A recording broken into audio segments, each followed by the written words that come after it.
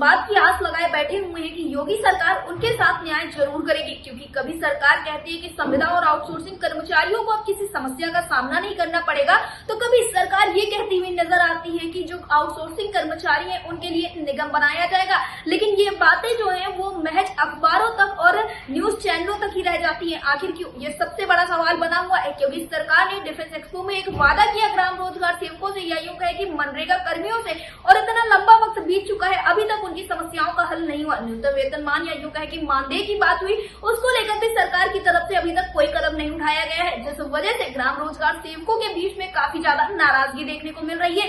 इनका साफ तौर पर यही कहना है कि अब ये इंतजार करते करते थक से गए हैं और अब इन्हें मजबूरन कोई बड़ा कदम उठाना पड़ेगा। आपको बता दें कि लंबे समय से इन्होंने इंतजार किया, न जाने कितने मंत्रियों से, नेताओं से, सचिवों से मुलाकात की, लेकिन आप देख सकते हैं कि इन मुलाकातों का अभी तक कोई फल निकलकर सामने नहीं आ पाया है। लगातार इन लोगों के द्वारा मुलाकातें की जा रही है, ज्ञापन पत्र सौंपे जा रहे हैं, लेकिन किसी भी चीज का कोई फायदा होता हुआ नजर नहीं आ रहा है। इसके पीछे का कारण ये है कि सरकार कोई कदम ही नहीं उठा रही है, और अब तो ये भी कहा जा रहा है कि इन सारी चीजों के पीछे अधिकारियों का हाथ है। फिलहाल अब तो यहाँ पर ये भी बातें होने लगी है कि अगर सरकार ने समय रहते कोई कदम नहीं उठाया तो 2027 का जो चुनाव होने वाला है वो सरकार के ऊपर काफी ज्यादा भारी पड़ेगा। और ये किसी एक विभाग की बात नहीं है या किसी एक कर्मचारी की बात नहीं है। उत्तर प्रदेश में लगभग हर एक विभाग का, हर एक संविदा आउटसोर्सिंग कर्मचारियों का यही कहना है कि सरकार अगर अब कदम नहीं उठाती तो सरकार को दूसरा मौका नहीं दिया जाएगा। 2027 के चुनाव में सरकार को अपना दमखम दिखाने वाले ये कर्मचारी। फिलहाल आपको बता दें कि संगठनों के ऊपर भी अब काफी ज्यादा दबाव पड़ने लगा, क्योंकि संगठन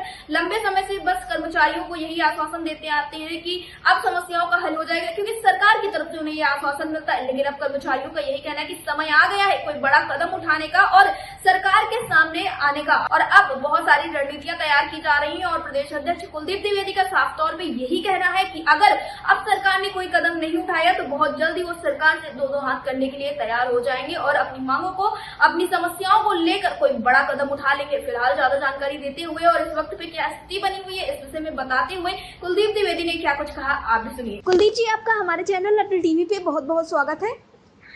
धन्यवाद मैडम आपका।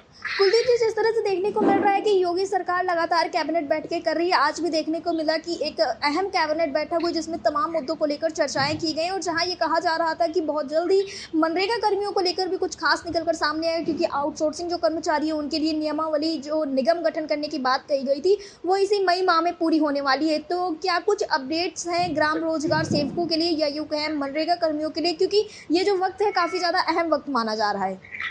बिल्कुल सही कह रही हैं, लेकिन हमको तो नहीं लग रहा है कि जो आउटसोर्सिंग के कर्मचारी हैं, क्योंकि उनकी नियुक्ति ठेकेदारी प्रथा पे होती है। जी जी। जिसको सरकार ने, चाहे वो बसपा की गवर्नमेंट रही हो या समाजवादी की गवर्नमेंट रही हो, सभी लोगों ने संविदा को नियुक्त किया है जी। और संविदा मतलब एक ये माना जाता है कि अर्ध सरकारी कर्मचारी। जी। अगर उस अर्ध सरकारी कर्मचारी को सरकार नहीं कुछ कर पा रही है तो मुझे नहीं लगता है कि आउटसोर्सिंग कर्मचारियों को निगम में भर्ती करके वो कुछ करेगी। ऐसा मुझे कुछ उम्मीद नहीं लग रहा है, क्योंकि जो अधिकारी है पूरी तरह से सरकार पे हावी है, ब्यूरोक्रेसी पूरी तरह से एकदम बढ़ी हुई है और ये नहीं चाहते कि ये सरकार फिर दोबारा भाजपा का दोबारा सत्ता में आए, 27 में इनकी सरकार बने। सरकार ये अधिकारी नहीं चाहते। जी, यानी कि कुलदीप जी, सारी जो चीजें हो रही हैं वो अधिकारियों की हीला हवाली है, इसका मतलब तो यही निकलता है। बिल्कुल एकदम हीला हवाली है और सरकार भी कुछ नहीं कर रही है। सरकार भी मतलब यहाँ तक कि मतलब जो कर्मचारी के नेता हैं उनसे सरकार वार्ता तक करना नहीं चाहती है। ये बड़ा ही दुर्भाग्यपूर्ण है। ऐसी किसी सरकार में नहीं था कि मतलब जो कर्मचारियों के नेता हो, अगर उनकी बात पहुंचाई जाती थी तो वार्ता जरूर हो जाती थी, चाहे एक हफ्ते 10 दिन में वार्ता हो जाती थी, लेकिन वार्ता हो जाती थी। हम लोग परेशान हैं, माननीय मुख्यमंत्री जी से मिलने के लिए कई बार पर टेलीफोन करके समय मांगा, लेकिन समय नहीं मिल पाया। और अन्य जो हमारे माननीय सांसद हैं, जो हमारे विधायक हैं, मंत्री हैं, मैं उनसे भी अपनी गुहार लगा रहा हूं कि माननीय मुख्यमंत्री तक हमारी बात की, हमारी संवेदनाओं को पहुंचाइए, लेकिन बिल्कुल नहीं हो पा रहा, कुछ नहीं हो पा रहा है। केवल सरकार हीला हवाली कर रही है और अधिकारी उसका पूरा फायदा उठा रहे हैं। जी कुलदीप जी, जैसा कि आपके द्वारा अवगत कराया गया था कि जो कुछ कयास लगाए जा रहे थे जिससे लग रहा था कि मानव समस्याओं का हल होगा, आपके द्वारा भी अवगत कराया गया था, तमाम लोगों से आपकी मुलाकात हुई थी, विभाग के भी लोग थे, शासन प्रशासन के भी लोग थे, तो क्या आप लोगों ने फिर आगे के लिए सोच लिया कि क्या कुछ करना है? क्योंकि उनकी तरफ से तो आश्वासन नहीं मिला था आप लोग को, और जैसा आप धरातल पे स्थिति बता रहे हैं वो बिल्कुल ही विपरीत दिखाई दे रही है। बिल्कुल सही कह रही हैं। जब मैंने नोटिस भेजा था तो उसी के क्रम में हमारी विशेष सचिव माननीय प्रमुख सचिव से वार्ता हुई थी। उन्होंने कहा था कि जल्दी ही मैं आपको की जो समस्याएं हैं मैं उस समस्याओं का समाधान करूंगा, लेकिन ऐसा कुछ नहीं हुआ। फिर धीरे धीरे हम लोगों ने माननीय राज्य मंत्री लक्ष्मी गौतम जी से मिले, माननीय सांसद जगदम्बिका पाल जी के माध्यम से माननीय मुख्यमंत्री जी हम लोगों ने अपना कार्य भिजवाया कि माननीय मुख्यमंत्री जी कम से कम एक बार हम लोगों के साथ बैठे तो कम से कम हम लोग जब चुनाव आता है तो हर जनपदों में जाते हैं, हम किस मुंह लेकर के हम जब 27 का चुनाव आएगा तो हम किस मुंह लेकर के हम किस जनपद में जाएंगे कि अपने लोगों से कहेंगे कि आप भारतीय जनता पार्टी की मदद करिए। जी इस तरह से हम लोग, हमारे संगठन के लोग पूरी तरह से परेशान है, बहुत ही दुखी है।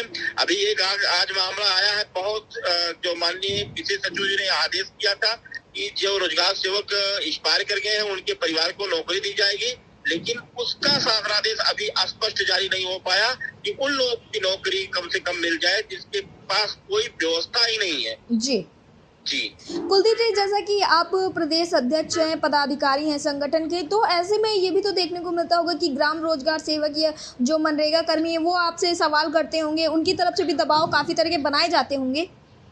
पूरा दबाव बनाए हैं और हम अब तो बोल ही नहीं पाते हैं लोगों से कि आखिर में मैं कहूँ क्या, अपने लोगों को किस तरह से बात रखूं कि मतलब हम कुछ कर रहे हैं जी, क्योंकि सरकार हमारी कुछ सुन ही नहीं रही है जी। और हम सरकार के हैं और हमको तो लगता है कि अगर यही हाल रहा तो 27 में मैं किसी जनपद में जाऊंगा तो लोग मुझे मार के खदेड़ देंगे कि और कह भी देंगे कि माननीय अध्यक्ष जी अब आप मत आइए, आप हम लोगों के लिए कुछ नहीं किए हैं तो आपको इस जनपद में आने का कोई मतलब नहीं है। जी कुलदीप जी, तो क्या जो ग्राम रोजगार सेवक उनकी तरफ से ये भी दबाव बनाया जाता है कि अब कोई कार्यक्रम किया जाए या फिर वो लोग पीछे हट रहे हैं कार्यक्रम? बिल्कुल कह रहे हैं कार्यक्रम बनाया जाए और आंदोलन के लिए पूरी सभी लोग तैयार हैं। 36,000 रोजगार सेवक तैयार है और अन्य संविदा कर्मचारी भी तैयार है जी। और मैं बहुत देर तक इंतजार न करते हुए बहुत जल्दी ही अब सरकार से मोह भंग करते हुए मुझे मजबूरन जी, जो नहीं मैंने किया आज तक 10 साल 15 साल में, वो मुझे करने के लिए मुझे सरकार मजबूर कर रही है और ये क्रम अधिकारी भी मजबूर कर रहे हैं कि आप आंदोलन करिए और सरकार से दो हाथ करने का काम करिए। जी कुलदीप जी, अटल टीवी से जुड़ने के लिए धन्यवाद। बहुत बहुत धन्यवाद मैडम।